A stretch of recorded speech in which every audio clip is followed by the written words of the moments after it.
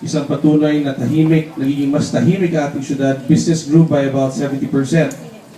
Trust of the citizenry proof is that our revenue increased from 1.6 billion to 4 billion during the term of my father. We were also awarded by the Bureau of Local Government Finance as the only city to exceed targets in all four categories when it comes to tax collection. So what will we do?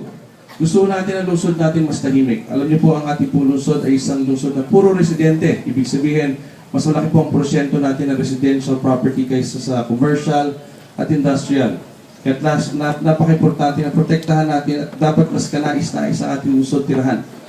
So anong gagawin natin? Aside from the fact na we will give more strength sa ating kapulisan, ang ating CCTV program, ganun ang gagawin natin kung para sa ganun ang ating command center ay mabantayan natin ating syudad.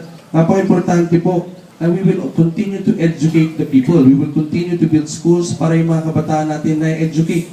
Pag ganun ho na nangyayari, nagiging positibo ang kanilang kontribusyon sa ating lungsod. Ang ating pong mga pamilya na nakatira sa ating pong mga informal settlers ay napaka-importante na mabigyan natin ng tamang bahay. Pag ganun po nangyayari, pagsama-sama ho natin yan. When we talk about peace and order, remember, we are not only talking about police. We're talking about jobs. We're talking about revenue projects, programs. We're also talking about socialized housing and the other categories that will benefit the city of Parañaque. Thank you, Benjo.